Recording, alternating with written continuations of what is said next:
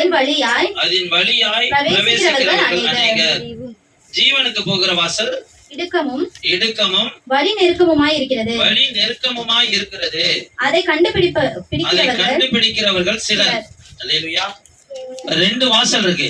ஒண்ணு கேட்டுக்கு போகிற வாசல். கேட்டுக்கு போகிற வாசல் என்னங்க? விரிவான வாசல். புரியுதுங்களா? கேட்டுன்னா நரகம். நரகத்துக்கு போகிற வாசல் எப்படி இருக்குங்க?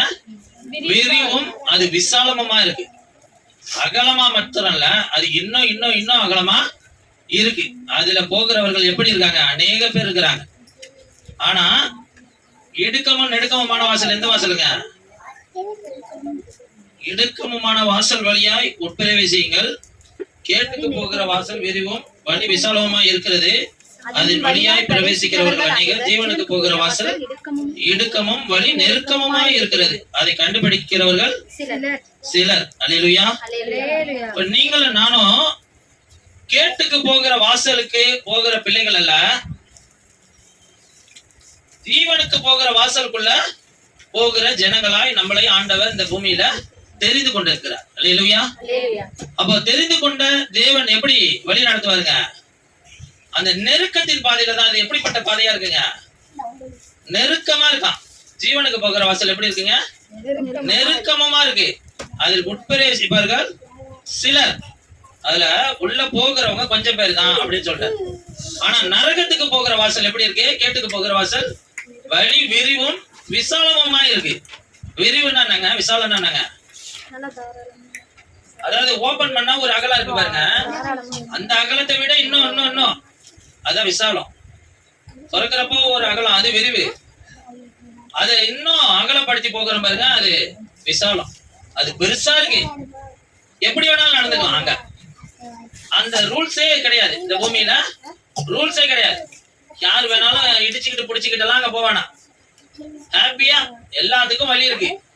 அப்படியே நெருக்கிக்கிட்டு எல்லாம் போன அவசியம் இல்லை. ஏன் ஆண்டவருக்குள்ள இருக்கிற நம்மளுக்கு நெருக்கம்? ஏன் கஷ்டம்?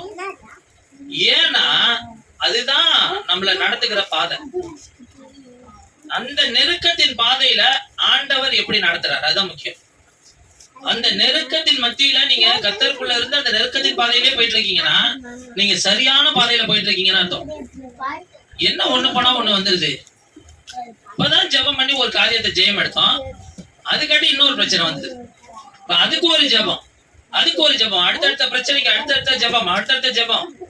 ஒவ்வொரு காரியத்திலையும் ஜெபம் பண்ணி ஆண்டவர் நம்மளுக்கு ஜெயத்தை கொடுத்துக்கிட்டே வருகிறார். அல்லேலூயா. ஆனா அதுல ஒரு சில பேர் தான் போறாங்கன்ற, கொஞ்சம் பேர் தான் போறாங்க. அப்போ நம்ம சபையில எப்படி இருக்கணும்? சபையில உள்ளவங்க விரிவான விசாலமான ஒரு ஹாப்பியா நம்ம எதிர்பார்க்க கூடாது. அந்த ஹாப்பியா, அந்த சந்தோஷத்தை அவரே தருவார். அந்த நெருக்கத்தின் மத்தியில போறீங்க பாத்தீங்களா? அந்த நெருக்கத்தின் மத்தியில போய் அந்த ஜெயம் எடுக்கும் போது அதுல இருக்கிற ஒரு மகிழ்ச்சி விசாலமான வாசல் வழியா உட்பிரவேசிக்கிறவர்கள்ட்ட இருக்காது. ஒரு காரியம் நல்லா புரிஞ்சுங்க. ஒரு காரியத்துடைய தூக்கத்தை பார்க்கிறோம், அது முடிவு நல்லது. ஆரம்ப அற்பமா இருந்தாலும் முடிவு எப்படிங்க இருக்கும்? சம்பூர்ணமா இருக்கும். ஏன் ஆண்டவர் ஆரம்பத்துல அற்பத்தை வச்சிருக்கிறாரு, முடிவுல சம்பூர்ணத்தை வச்சிருக்காருன்னா அதுதான் நெருக்கத்தின் வாசல். அல்லேலூயா. அப்போ இந்த நாள்ல நம்மளுக்கு ஆண்டவர் இடைப்படக்கூடிய வார்த்தை என்னன்னு பார்ப்போம். ஃபர்ஸ்ட் வார்த்தை எழுதிங்க. கர்த்தருடைய சித்தத்தை செய்கிறவளா இரு, அதுவே நீ பரலோகத்திற்கு செல்லும் வழி. என்னங்க? கர்த்தருடைய சித்தத்தை செய்கிறவளாய் இரு, அதுவே நீ பரலோகத்திற்கு போகும் செல்லும் வழி. அல்லேலூயா. இப்ப இதற்கு ஆதாரமா சில வசனங்களை படிங்க. மத்தேயு 7ஆம் அதிகாரம் 21ஆம் வசனம் படிங்க. 21, அதே 7ஆம் அதிகாரத்துல 21 படிங்க.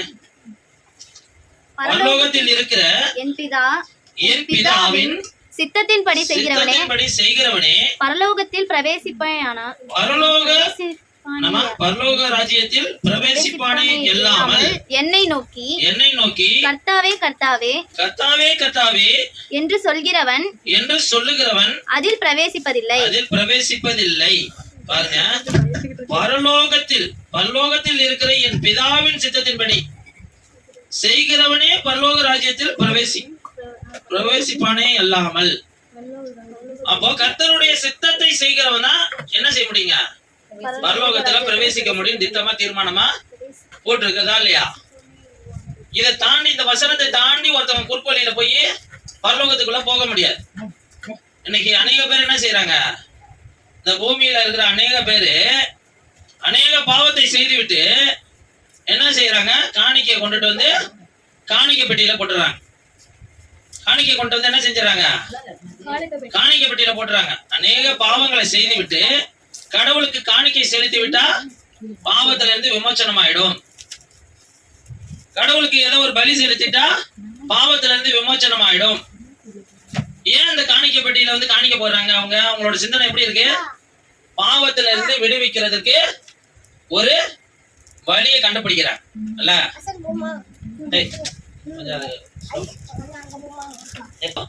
பரலோக ராஜ்யத்தில் பிரவேசிக்கிறவங்க கூட்டம் எப்படிப்பட்ட கூட்டங்க?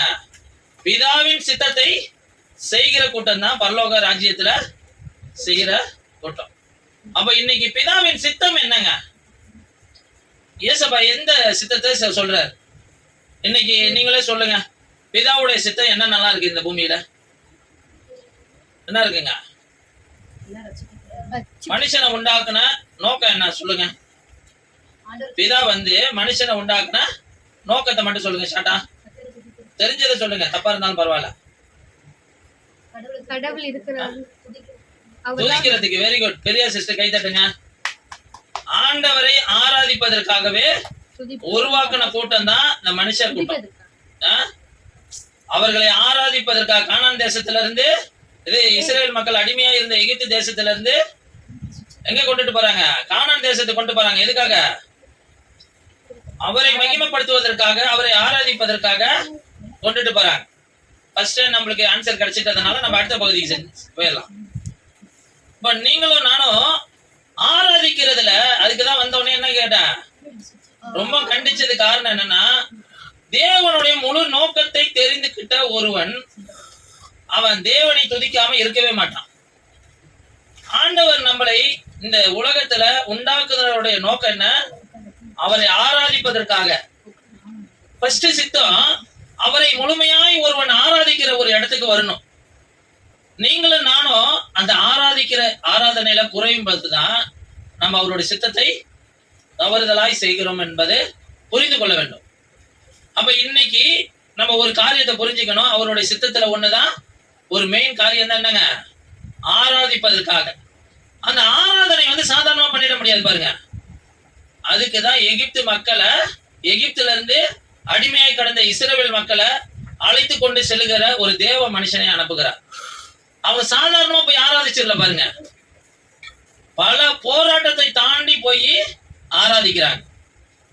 பல தேவனுடைய யுத்தத்தை பார்த்து விட்டு, பல தேவன் செய்த அற்புதங்களை பார்த்து விட்டு போய் ஆராதிக்கிறாங்க. அப்ப நம்ம ஆராதனை எப்படி இருக்கணுங்க? பல போராட்டம் வரும். அந்த போராட்டத்தின் மத்தியில தேவனை ஆராதிப்பதுதான் ஆராதனை. எல்லாருக்கும் ஈஸியா ஆராதனை ஒரு காரியம் ஜாலியா அமைஞ்சிடும். ஈஸியா நான் வந்து எனக்கு ஃப்ரீடமா இருக்க டைமு, நான் சும்மா ஆராதிக்கிறேன். பரவாயில்ல. நீங்க அந்த ஆராதனையில நீங்க மகிழ்ச்சியோட ஆராதிக்கிறது ரொம்ப சந்தோஷம். ஆனா சில பேர் என்னால ஆராதிக்கவும் முடியலையே பாஸ்டர், என்னால போய் முழங்கால் போட்டு உட்கார முடியல பாஸ்டர், அப்படியே உட்கார்ந்தாலும் எனக்கு தூக்கம் வருது பாஸ்டர், அப்படியே நான் போய் பைபிள் எடுத்தாலும் ஆராதனை தாண்டி பைபிள் எடுத்தா அதுக்கு மேல தூக்கம் வருது பாஸ்டர். சரி, பைபிளை படிச்சுட்டோம்னா அது தியானிக்க முடியல பாஸ்டர். இப்ப தியானிக்க முடியல பாஸ்டர், அடுத்தது நான் சில முடிவு ஜெபம் வரைக்கும் என்னால கடந்தே போக முடியல பாஸ்டர். அதெல்லாம் தாண்டி முழு உள்ளத்தோடு, முழு சிந்தையோடு, முழு ஆத்மாவோடு உங்க தேவன் மேல அன்பு கூறுகிற அந்த ஆராதனை தான் ஆராதனை. அல்லேலூயா. நீங்க ஃபர்ஸ்ட் ஆராதனையில உண்மையான பலத்தை காட்டிட்டீங்க, உண்மையான உற்சாகத்தை காட்டிட்டீங்க, உண்மையான முழு சிந்தையை காட்டிட்டீங்க. முழு சிந்தனை என்னங்க? இங்க உட்காந்துக்கிட்டு தான் நம்மளுக்கு ஆராதிச்சுக்கிட்டே இருப்போம். அடுத்தது ப்ரேயர் முடிச்சிட்டு அந்த கடைக்கு போகணுமே, இந்த கடைக்கு போகணுமே, இன்னார போய் பார்க்கணுமே, இந்த காரியத்தை இதெல்லாம் சிந்திக்கணுமே, நாளைக்கு இதெல்லாம் போகணுமே, எங்க உட்காந்துட்டு சிந்திப்பான்? அதுதான் முழு சிந்தையா ஆண்டவர் மேல அன்பு கூற முடியல, முழு ஆத்மாவோடு அன்பு கூற முடியல, முழு பலத்தோடு அன்பு கூற முடியல, முழு உள்ளத்தோடு அன்பு கூற முடியல. ஆனா ஆண்டவர் என்ன எதிர்பார்க்கிறாரு? முழுசா இருக்கணும். நீங்க பாதி பாதியா வரக்கூடாது. மோசே கிட்ட பார்வோன் சொல்றாரு, பார்வோன் வந்து உங்க ஜனங்களை மட்டும் கூப்பிட்டு போங்க. அப்ப ஜனங்களை மட்டும் கூப்பிட்டு போங்கன்னா அதெல்லாம் முடியாது. பார்வோன் மோசே சொல்றாரு, ஒரு கொழும்பும் பின் வைக்காது. அங்க போய் ஆண்டவரை நாங்க ஆராதிக்க எப்படின்னு எங்களுக்கு தெரியாது, எதை பலி கொடுக்க சொல்றான்னு தெரியாது, அதனால ஒரு கொழும்பும் பின் வைக்காது. ஒரு கொழும்பும் பின் வைக்காத ஒரு ஆராதனை நாங்க பண்ண போறோம். அப்போ ஒரு ஆடு மாடு முதலியான எல்லாமே அங்க ஆராதனைக்கு தேவை அப்படின்னு சொல்லி அங்க இருந்து கொண்டுட்டு போறாரு. ஆனா அங்க போகிறதுக்கு முன்பாக எவ்வளவு போராட்டம், பல யுத்தங்கள், பல ராஜாக்களை அழிக்கிறார், பல யுத்தங்கள் நடக்குது, பல போராளிகள் மறிக்கிறாங்க. ஆனா தேவ பிள்ளைகளுக்கு ஒரு போர்ல ஆண்டவர் அனுப்பின போர்ல போய் ஒருத்தவன் மறித்தானே வேதம் எங்கேயுமே சொல்லல. இவங்க பாவத்தின் நிமித்தமா தான் அவங்க மறித்து இருக்கிறார்களே ஒழிய, தேவனை கோபப்படுத்தி தான் அவங்க மறித்து இருக்கிறார்கள் ஒழிய, தேவன் அனுப்பின பாதையில இவங்க மறிக்க வேண்டிய இடத்துல மறித்ததே கிடையாது. எத்தனையோ போர்கள் வந்துச்சு, இத்தனை இஸ்ரேல் மக்கள் இறந்தாங்கன்னா அங்க புள்ளி விவரம் எல்லாம் போடல பைபிள்ல. ஆனா நம்ம ஒன்னே ஒண்ணு புரிஞ்சுக்கணும், அதே தேவனை தான் நம்ம வேண்டுறோம். அப்படிப்பட்ட வல்லமை உள்ள வல்லமை மிக்கவரை தான் நம்ம ஆராதிக்கிறோம். அப்போ அப்படிப்பட்ட வல்லமை மிக்கவர் எப்படி இருக்கணும்னா, நம்ம எப்படி ஆராதிக்கணும்னா, முழு உள்ளத்தோடு, முழு பலத்தோடு, முழு சிந்தையோடு அவரில் அன்பு கூறுகிற ஒரு அனுபவம் நம்மளுக்கு தேவை. இன்னைக்கு பிதாவின் சித்தத்தை செய்கிற இடத்துல யார் இருக்கான்னு பார்த்தா ஒரு சில பேர் தான் இருக்காங்க. அதுக்குதான் ஆண்டவர் சொல்றாரு, கேட்டுக்கு போகிறவர்கள் அநேகரா இருக்கிறாங்க, ஆனா ஜீவனுக்குள்ள போகிறவங்க சில பேர் தான் இருக்கிறாங்க. இந்த வார்த்தைய நம்மளுக்காக தான் கொடுத்திருக்கிறார். அல்லேலூயா. இந்த சபைக்கு தான் கொடுத்திருக்கிறாரு. ஒவ்வொரு சபைக்கும் அதே மாதிரி தான் கொடுக்கிறாரு. இந்த பைபிள்ல உள்ள வார்த்தை எல்லாமே கர்த்தருடைய பிள்ளைகளுக்கு தான் சொந்தம். உலக மனுஷனுக்கு ரட்சிக்கப்படாதவனுக்கு இல்ல, நம்மளுக்கு தான் சொந்தம். ஃபர்ஸ்ட் அந்த வார்த்தையின்படி வாழக்கூடிய கிஃப்ட் நம்மளுக்கு தான் இருக்கு. அல்லேலூயா. அந்த வார்த்தையின்படி நம்ம வாழ்றோமா, அதுதான் முக்கியம். இன்னைக்கு சுகமளிக்கும் விழா, சுகமளிக்கும் பெருவிழாவா. சுகத்தை யாரு கொடுக்கிறா? ஆண்டவர் எங்க பெருவிழா வச்சு நடத்தினாரு? இன்னைக்கு பல காரியங்களை சொல்லி சொல்லி சொல்லி அழைக்கிறாங்க. இப்பெல்லாம் அழைச்சி ஆண்டவர் ஊழியம் செய்யவே இல்லை பாருங்க. ஏசப்பா ஒரு இடத்துக்கு போனா அங்க உள்ள சுத்தி உள்ள ஜனங்களும் அவரை வந்து நெருக்கிறதுக்கு அளவுக்கு கூட்டம் வந்துருது. காரணம் என்ன தெரியுங்களா? அவருடைய அடிச்சுவடு வேற, நம்ம போற அடிச்சுவடு வேற. நம்ம எதை பெருசா பாக்குறோம்னா, சபை கட்டிடத்தையும் சபை போட்டு வர காஸ்டியூமையும் அவர் பேசுற பேச்சையும் தான் பாக்குறோம். ஆனா இயேசுவோடைய வார்த்தையை நம்ம பாக்குறது இல்லை. கர்த்தாவே கர்த்தாவேன்னு என்னை கூப்பிடுகிறவன் அங்க வரமாட்டான்பா, அவருடைய சித்தத்தின்படி செய்கிறவன் மாத்திரம்தான் அங்க வருவான். இன்னைக்கு அவருடைய சித்தம் என்னங்க? ஃபர்ஸ்ட் அவரை ஆராதிப்பதற்காக. அல்லேலூயா. 24வது வசனம் படிங்க. ஆகையால் நான் சொல்லிய இந்த வார்த்தைகளை கேட்டு இவைகளின்படி செய்கிறவன் எவனோ அவனை கன்மலையின் மேல் தன் வீட்டை கட்டின புத்தியுள்ள மனுஷனுக்கு ஒப்பிடுவேன். அதனால என்ன வருதுங்க? பெருமலை சொரிந்து பெருவெள்ளம் வந்து காற்று அடித்து மோதியும் அது விழவில்லை. ஏனென்றால் அது கன்மலையின் மேல் அஸ்திபாரம் போடப்பட்டிருந்தது. அப்போ ஆகையால் நான் சொல்லியே இந்த வார்த்தைகளை கேட்டு, எந்த வார்த்தையை சொல்றாரு இயேசுவா? எந்த வார்த்தையை சொல்லி எந்த வார்த்தையை கேட்க சொல்றாரு? இப்ப பாருங்க, இந்த வசனத்தை படிங்க. 7ஆம் அதிகாரத்திலே 1ல இருந்து படிங்க. நீங்கள் குற்றவாளிகள் என்று தீர்க்கப்படாதபடிக்கு மற்றவர்களை குற்றவாளிகள் என்று தீர்க்காதிருங்கள். ஏனெனில் நீங்கள் மற்றவர்களை தீர்க்கின்ற தீர்ப்பின்படியே நீங்களும் தீர்க்கப்படுவீர்கள். நீங்கள் மற்றவர்களுக்கு அளக்கிற அளவின்படியே உங்களுக்கு அளக்கப்படும். நீ உன் கண்ணில் இருக்கிற உத்திரத்தை உணராமல் உன் உன் சகோதரன் கண்ணில் இருக்கிற உன்னில் இருக்கிற துரும்பை பார்க்கிறது என்ன? இப்ப பாருங்க, எங்க விட்டாரு பாருங்க. நீங்கள் குற்றவாளிகள் என்று மற்றவர்களை தீர்க்காதீர்கள் சொல்றாரு. நீங்கள் குற்றவாளிகள் என்று தீர்க்கப்படாதபடிக்கு மற்றவர்களை குற்றவாளிகள் என்று இந்த வார்த்தையெல்லாம் சொல்லிட்டு அங்க சகோதரன் கிட்ட விட்டாரு பாருங்க. புரியுதுங்களா? இப்ப யாரை நம்ம குற்றவாளியா தீர்க்கிறோம்? கூட பிறந்த சகோதர சகோதரிகளை, உடன் விசுவாசிகளை குற்றவாளிகள் என்று ஈஸியா தீர்த்தரும் இல்ல? அவங்களாம் சபைக்கு போறாங்க, அவங்களாம் அதை செய்யறாங்களா, இதை செய்யறாங்களா, இப்படி நடந்துக்கிறாங்க, அப்படி நடந்துக்கிறாங்க. அவங்க 1000 தப்பு பண்ணியிருந்தாலும் அவங்களை தண்டிக்கிறதுக்கு யாரு? என்னைக்கு சர்ச்சுக்குன்னு வந்துட்டோமோ, என்னைக்கு சபைக்குன்னு வந்துட்டோமோ, அதுக்கு மேய்ப்பன் யாரு தான்?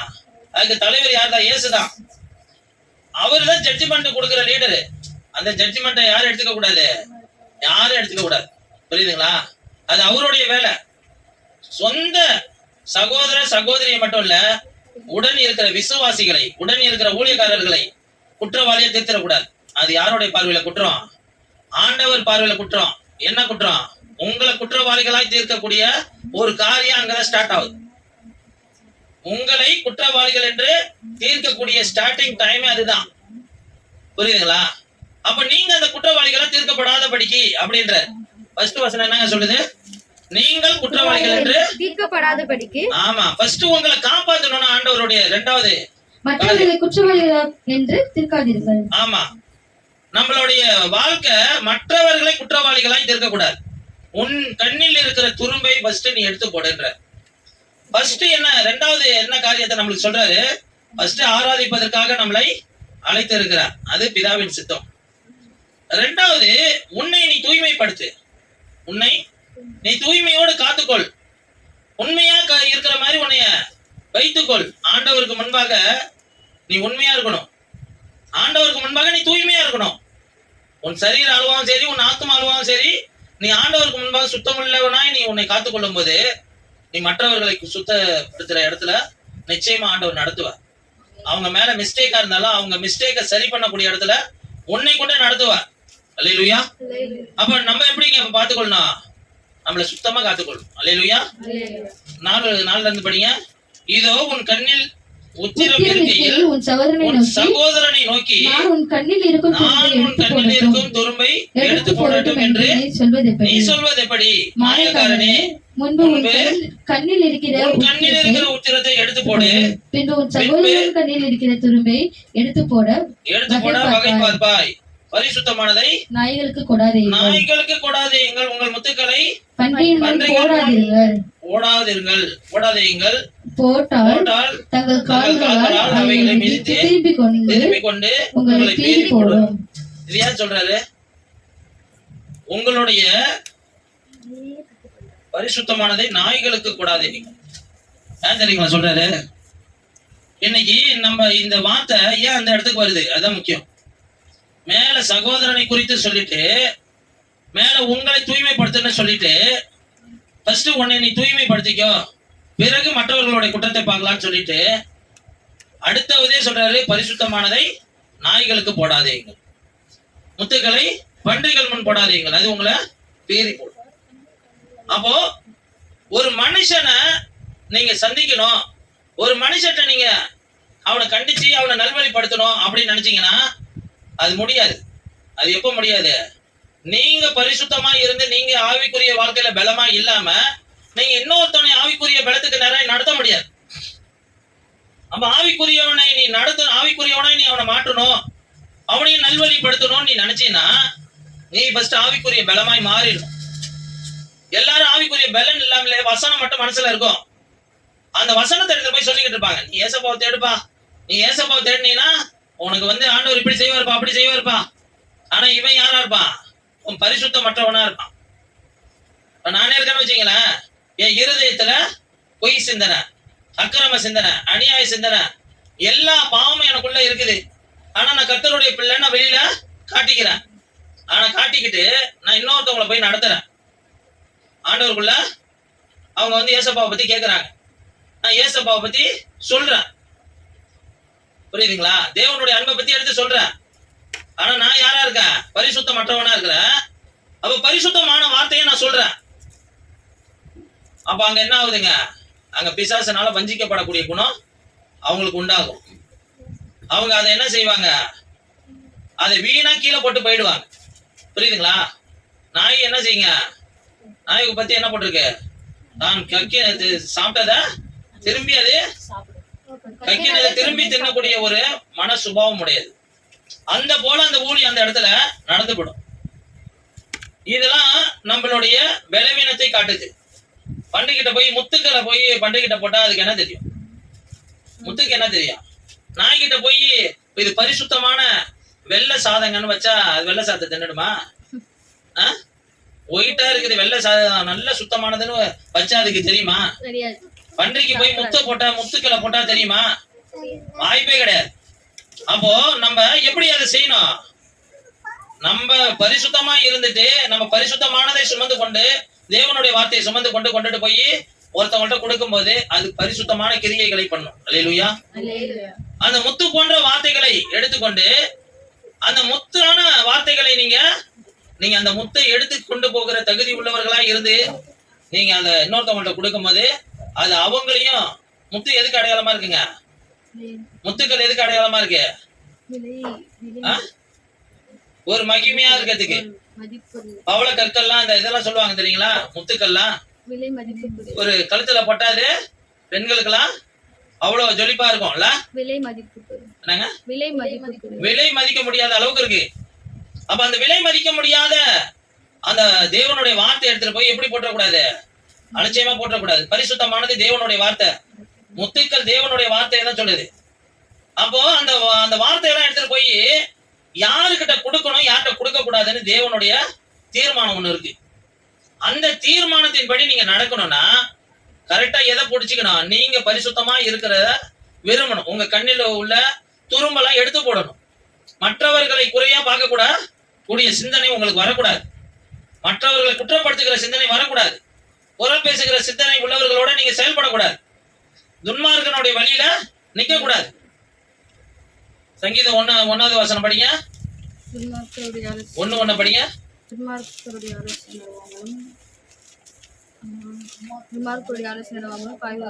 சங்கீதம் 1:1.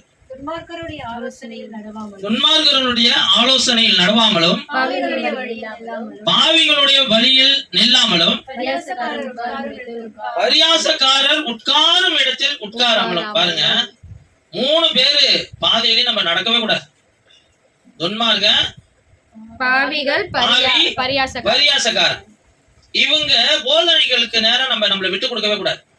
அவன் எவ்வளவுதான் பெர்ஃபெக்டான மனுஷனா இருந்தாலும் அவன் ஆண்டவரை அறியாம இருக்கிறானா அவன்கிட்ட கொஞ்சம் ஜாக்கிரதையா தான் இருக்கும். என்னங்க? ரொம்ப பெர்ஃபெக்டா இருப்பான், பரிசுத்தமா இருப்பான், ரொம்ப ஜெனியூனா நடந்துப்பாங்க. ஆனா அவங்களுடைய காரியம் எதுல இல்லைங்க? தேவனுக்கு முன்பாக கிரியை செய்யக்கூடிய இடத்துல இல்ல. அவங்க ஒரு மனுஷன் நல்லவனா கெட்டவனான்னு எப்படிங்க கண்டுபிடிப்பீங்க? சொல்லுங்க.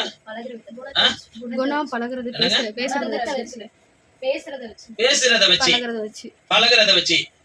அப்ப அவன் நல்லவனா கெட்டவனான்னு நான் என்ன பொறுத்த வரைக்கும் எப்படி தெரியுங்களா கண்டுபிடிப்பேன்? அவன் இயேசுக்குள்ள இருக்கணும். ஃபர்ஸ்ட் குவாலிட்டி அது.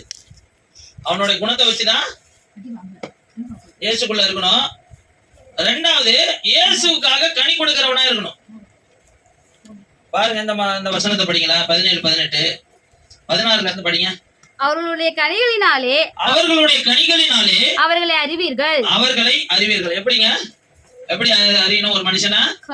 அவர்களுடைய கனிகளினாலே, அவர்களுடைய நற்குணங்களினாலே அவர்களை அறிவீர்கள். பெரிய சிஸ்டருக்கு இன்னொரு வாட்டி கை தட்டலாம். இப்போ நம்மளுடைய அந்த கனி எங்க இருக்குதுன்னா அந்த குணத்துல இருக்குது. மனுஷனை பிரியப்படுத்துகிற குணம்னு ஒண்ணு இருக்கு, தேவனை பிரியப்படுத்துகிற குணம்னு ஒண்ணு இருக்கு. கனி எதங்க குறிக்குது? மனுஷனை பிரியப்படுத்துகிற குணம்னு ஒண்ணு இருக்கு, தேவனை பிரியப்படுத்துகிற குணம் ஒண்ணு இருக்கு. ஆண்டவர் சொல்லுவாரு, நீ இந்த சைடு போவாதப்பா. அப்பதான் ஃப்ரெண்டு கூப்பிடுவான், நீ வாடா நம்ம அங்க போயிட்டு அங்க போய் லஞ்சு சாப்பிட்டு கொண்டா, வாடா. போவாதப்பா, அது பொய்யான சாப்பாடுப்பா, அந்த லஞ்சு போய் அட்டன் பண்ணாத, அந்த டின்னர் அட்டன் பண்ணாத அப்படின்னு ஆண்டவர் சொல்லுவாரு. ஆனா அவன் அன்பா கூப்பிடுறான், அதுதான் நம்மளுக்கு தெரியும். அங்க உள்ள கசப்பான காரியம் என்ன ஒளிஞ்சுக்கிட்டு இருக்குன்னு நம்மளுக்கு தெரியாது. அவங்க இருதயத்துல எப்படிப்பட்ட கசப்பு ஒட்டிக்கிட்டு இருக்குன்னு நம்மளுக்கு தெரியாது. ஆனா ஆவியானவர் நம்மளுக்குள்ள இருக்கிறதுனால சொல்லுவாரு, நீ அங்க போவாதப்பா, அந்த ஆகாரத்தை உட்கொள்ளாத, நீ போஜன பிரியனா இருந்தா ஏன்னா உன் தொண்டையில கத்திய வை அப்படின்னு உணர்த்துவார் வசனம் மூலமா. நீங்க என்ன செஞ்சிடக்கூடாது, அதை அசட்டை பண்ணி விட்டுட்டு நம்ம போகும்போது நம்ம குணம் என்ன ஆயிடுது, தேவனுக்கு பிரியமற்ற குணமாய் மாறிடுது. புரியுதுங்களா? இப்ப மனுஷனை பிரியப்படுத்துகிற குணமாய் மாறிடுது. இதான் சொன்னேன், மனுஷனுக்கு பிரியப்படுத்துகிற குணம், தேவனை பிரியப்படுத்துகிற குணம், ரெண்டு குணம் இருக்கு. ஆண்டவர் ஆவியானவர் உள்ள இருந்து சொல்லுகிற வார்த்தைக்கு கீழ்ப்படிஞ்சு நடக்கிற அந்த குணம் தான் நற்கனியை கொடுக்கிற குணம். அப்படியே வருஷம் படிங்க, அந்த 16ஆம் வசனத்திலிருந்து படிங்க. அவர்களுடைய கனிகளினாலே அவர்களுடைய கனிகளினாலே அவர்களை அறிவீர்கள். முட்செடிகளின் திராட்சை பழங்களையும் முட்செடிகளில் திராட்சை பழங்களையும் முட்பூண்டுகளின் அத்தி பழங்களையும் முட்பூண்டுகளில் அத்தி பழங்களையும் பறிக்கிறார்களா? அப்படியே நல்ல மரங்கள் எல்லாம் நல்ல கனிகளை கொடுக்கும், கெட்ட மரமோ கெட்ட கனிகளை கொடுக்கும். பாருங்க, நல்ல மரம் கெட்ட மரம், நல்ல கனி கெட்ட கனி ரெண்டு இருக்கு பாருங்க. அப்ப எதை நீங்க நல்ல கனியா எடுத்துக்கணும்னா, இயேசுவிற்காக உண்மையாய் வாழுகிறவனை, இயேசுவோட வார்த்தையின்படி கீழ்ப்படிஞ்சு நடக்கிறவன் நற்கனியை கொடுக்கிறவன். என்னங்க, இயேசுவுக்காக வாழ்கிற அந்த மனுஷன், இயேசுடைய வார்த்தையை கீழ்ப்படிஞ்சு அப்படியே நடக்கக்கூடிய மனுஷன் தான் நற்கனியை கொடுக்கிற மனுஷன். மனுஷனை சந்தோஷப்படுத்துகிறதா எண்ணி மனுஷனுடைய வார்த்தைக்கு கீழ்ப்படிஞ்சு மனுஷனுக்கு ஏற்றாற் போல நடந்துக்கிற குணம் தான் கெட்ட கனிகளை கொடுக்கிற மரம். நல்லா அறிஞ்சுக்கிட்டீங்களா? நற்கனி எப்படிப்பட்டதுங்க? இயேசுவை பிரியப்படுத்துறதுக்காகவே வாழும் நற்கனி. அந்த மரமா நீங்க நல்லா யோசிங்க, நீங்க தான் நல்ல கனி கொடுக்கிற மரம். இல்ல மனுஷனை பிரியப்படுத்துறதுக்காகவே வாழ்றீங்களா? உங்க ஃப்ரெண்ட, உங்க உடன் சகோதரரை, உங்க சொந்தக்காரரை, பந்தக்காரரை, உங்க அதிகாரிகளை சந்தோஷப்படுத்துறதுக்காக வாழ்றீங்களா? அது எப்படி வேணாலும் வாழலாம், ஆனா அதெல்லாம் தேவனுக்கு உகந்ததா இருக்காது. ஆண்டவர் உங்களுக்குள்ள இருக்கிறார்னா ஆண்டவர் உங்களுக்கு சொல்லுவார், நீ இந்த இடத்துக்கு போமா, இதை பேசாத, இப்படி நடந்துக்காத, டச் பண்ணி நடத்துவார். உன் கால் நடக்கணும்னா உன் காலை டச் பண்ணுவார். பேதுருவை எப்படிங்க தட்டி எழுப்பினாரு?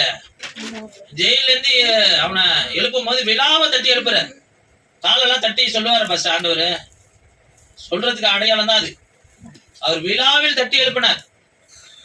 இப்ப நீங்களும் நானும் அப்படிப்பட்ட தேவனோடு இருக்கிறோம், உயிருள்ள தேவனோடு நம்ம நடந்து கொண்டு இருக்கிறோம். அப்ப அப்படிப்பட்ட தேவனை பற்றி கொண்டு இருக்கிற நம்மளுக்கு ஃபர்ஸ்ட் நற்கனி கொடுக்கக்கூடிய இடத்துல இருக்கணும். ஒரு இடுக்கமான வாசல் எப்படி இருக்கும்னா, அது ஜீவனுள்ளதா இருக்கும். ஜீவனுள்ள ஜீவனுக்குள்ள பிரவேசிக்கிறதா இருக்கும். நம்ம செய்கிற செயல் அநேகரை மீட்டு எடுக்கும். நான் சண்டே எந்த ஃபங்க்ஷனுக்கு போக மாட்டேன். இப்போ விசுவாசி நீங்களாம் என்ன செய்வீங்க? சண்டே திடீர்னு ஒரு ஃபங்க்ஷன் வச்சாங்க, போயிடுவீங்க. எனக்கு ஊழியக்காரங்க எல்லாத்துக்கும் எப்படி இருக்குங்க, அவங்களுக்கு ஃபங்க்ஷன் வரும்ல, அவங்களையும் கூப்பிடுவாங்களா? அவங்களுக்கு ரசிக்கப்படாத ஜனங்களாம் ரொம்ப உயிருக்கு உயிரா பழகிறவங்களா இருப்பாங்களா? அவங்களாம் எத்தனையோ டைம் கூட்டிருப்பாங்களா? இவங்கெல்லாம் போயிருந்தா சபையை யார் நடத்துறது? சத்தியத்தை யார் சொல்றது? ஆண்டவர் அங்க கொடுத்த வார்த்தையை சுமந்து இங்க சொல்றதுக்கு இந்த ஊழியக்காரன் தன்னுடைய சொந்த வேலை சுய வேலையை பார்க்க போயிட்டானா, அப்ப இங்க எப்படி சத்தியத்தின் பாதையில ஜனங்க நடப்பாங்க? விசுவாசி நீங்க அப்படிப்பட்ட இடத்துல நீங்க வரணும். அப்படிப்பட்ட இடத்துக்கு நீங்க வந்தீங்கன்னா தான் நீங்க ஆண்டவருக்கு கனி கொடுக்கிற பிள்ளைகளாய் இருக்கீங்க, நற்கனியை கொடுக்கிற பிள்ளைகளா இருக்கீங்கன்னு அர்த்தம். எத்தனை விசுவாசி சாட்சியா நிக்கிறாங்க? எத்தனை விசுவாசி அவங்களுக்காக அத்தனை பேர் சொந்தக்காரங்க அத்தனை பேரும் அந்த விசுவாசி ஞாயிற்றுக்கிழமை வரமாட்டாரு, என்ன ஃபங்க்ஷன் வச்சாலும். சரி, அப்போ அடுத்த முகூர்த்தம் புதன்கிழமை வருது, அப்போ வச்சுக்குவாங்க அப்படின்னு இவங்க ஒரு ஆள் நிமித்தமா அந்த ஒட்டுமொத்த ஃபங்க்ஷனையும் மாத்துவாங்க. அப்படிப்பட்ட காலங்கள் உண்டாகும். நீங்க ஆனா ஆண்டவருக்கு நற்கனியை கொடுக்கிற ஜனங்களாய் நீங்களும் நானும் மாறணும். எப்படி மாறணுங்க? ஆண்டவர் சொல்லுகிற வார்த்தையை கீழ்ப்படிஞ்சு அவரை ஆராதிப்பதற்காக உண்டாக்கப்பட்ட என்னைய அந்த நாள்ல நான் ஆராதிக்காதபடிக்கு ஏதோ ஒரு உலகத்தாரு ஃபங்க்ஷன் வைக்கிறான்னு நான் போயிட முடியாது. அதுக்குதான் ஆண்டவரை அறியாத ஜனம் என்ன எங்க கூப்பிட்டாலும், அது என்ன உயிருக்கு உயிரான ஃப்ரெண்டா இருந்தாலும் நம்ம ஈஸியா நான் போயிடக்கூடாது. அது கெட்ட கனியை கொடுக்கக்கூடிய இடத்துல நம்மள நடத்திடும். அப்ப இடுக்கமான வாசல் எப்படி இருக்குங்க? நெருக்கமான வாசல் ரொம்ப கஷ்டமா தான் இருக்கும். ஆனா உண்மையாவே அந்த நெருக்கமான வாசல் தான் ஜீவன் உள்ள போற வாசல். என்னங்க போட்டிருக்கு? அதனால ஜீவனுக்கு போகிற வாசல், ஜீவனுக்கு போகிற வாசல், ஜீவனுக்கு போகிற வாசல் தான் என்னங்க? அங்கதான் மீட்பு இருக்கு, அங்கதான் உயிர், நம்ம வாழ்க்கைய உயிரே அங்கதான் இருக்கு. ஆண்டவர் சொல்லுகிற வார்த்தையை கேட்டு நடக்கிற பிள்ளைகளுக்கு தான் அங்க ஒரு ஒரு பெரிய மகிமையான ஜீவன் உள்ள கிரீன் அங்கதான் இருக்கு நம்மளுக்கு. நீங்க ஆண்டவர் பேச்ச இன்ன வரைக்கும் கேட்கல, இனிமேல் கேட்டு நடந்து பாருங்களேன். காலைல எழுந்திரிச்ச உடனே அவர் ஆராதிங்க, அதிகாலைல எழுந்து தேடுங்க. எத்தனையோ பேரு ஆண்டவரை ஏற்றுக்கொண்டு சர்ச்சைக்கு போக முடியாம எங்கெங்கே இருக்கிறாங்க. ஆனா அவங்க 4 மணிக்கு எழுந்திரிச்சு அலாரம் வச்சு எழுந்திரிச்சு கரெக்டா ஆண்டவரை ஆராதிச்சு கொண்டே இருக்கிறாங்க. தெரியுங்களா உங்களுக்கு?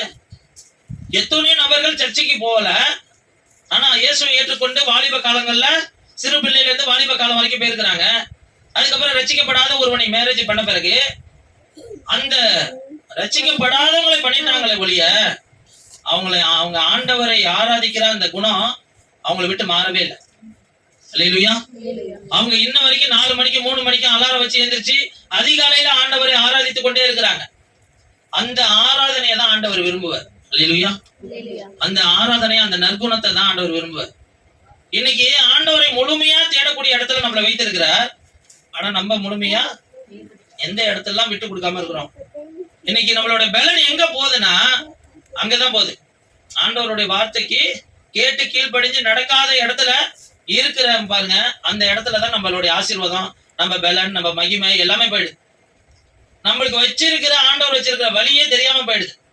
நான் எந்த பாதையில நடக்கணும் ஏன் ஒரு தேவ பிள்ளைக்கு தெரியலன்னா காரணம் ஒன்னே ஒண்ணுதான், ஆண்டவர் வார்த்தையை கேட்டு கீழ்ப்படிஞ்சு நடக்கிற குணம் நம்மளுக்கிட்ட இல்ல. அப்போ நெருக்கமான வாசல், அது நெருக்கமான வாசல் தான் சொல்லிட்டாரு. ஆனா அத உண்மையா இயேசுவை நேசிக்கிற பிள்ளைகளுக்கு தெரியும் அது ஒரு மகிழ்ச்சியான வாசல், அதுதான் மகிமை நிறைந்த வாசல். ஏன்னா நம்ம கீழ்ப்படி ஆரம்பிச்சிட்டோம்னு வச்சுக்கலாம், விட்டு கொடுக்க ஆரம்பிச்சிட்டோம்னா அதுக்கப்புறம் நம்மளுக்கு எல்லாத்தை விட நம்ம தான் பெஸ்டான பிள்ளைகளா தெரியும். ஆண்டவர் இந்த ரூட்ல போப்பான்னா இந்த ரூட்ல போய்கிட்டே இருக்க போறோம், அவ்வளவுதானே. இதுக்கு நம்மளுக்கு அதுதான் விசாலமா தெரியும். உங்களுக்கு ஆண்டவர் சொல்லுகிற வாசலை அந்த வழியை கேட்டு அதுல நடக்கிற உங்களுக்கு தான் அந்த பாதை மகிமையாவும் விசாலமாவும் வெளிச்சமாவும் தெரியும். ஆனா இடுக்கும் அந்த கேட்டுக்கு போகிற வாசல் விசாலமா இருக்கும், ஆனா அது ஃபுல்லாவே இருளா தான் இருக்கும். வாசல்ல தான் வெளிச்சம் இருக்கும், உள்ள என்னங்க இருக்கும்? இருட்டு இருக்கும். அதான் கேட்டுக்கு போகிற வாசல். ஆனா ஆண்டவருடைய வாசல், ஆண்டவரை உண்மையை பற்றி கொண்டு இருக்கிற பிள்ளைகளுக்கு ஆண்டவர் வழிகாட்டு வருதா, போதுப்பா சின்ன ஒளி, அந்த ஒளியிலே போ அப்படின்னாருன்னா அதுல கொஞ்சம் விலகி பாத்தீங்கன்னா அது மகிமையான ஒளி நிறைந்த வாசலை காட்டும். இப்போ காலையில எழுந்த உடனே கேட்டை திறந்தா எப்படிங்க சூரிய ஒளி பிரகாசிக்குது, அது வரைக்கும் நம்ம சாதாரண லைட்டுக்குள்ளதான் இருப்போம் வீட்டுக்குள்ள. அது திறந்தா அந்த சூரிய ஒளி அடிக்கிற அந்த ஒளி பிரகாசமா இருக்கும். இன்னைக்கு நம்ம அந்த நெருக்கத்தின் பாதையில போக விட்டு கொடுக்க மனதில்லை. நீங்களும் நானும் இன்னைக்கு விட்டு கொடுக்கிற இடத்துக்கு வந்துடணும். அந்த விட்டு கொடுக்கிற இடத்துக்கு வர ஜனங்கள் தான் கர்த்தரால அந்த ஆசீர்வாதமான அந்த மகிமையான தேசத்துக்கு போக முடியும். அல்லேலூயா. இன்னைக்கு பரலோகத்துக்கு போகணும்னு எத்தனை பேர் விரும்புறீங்க?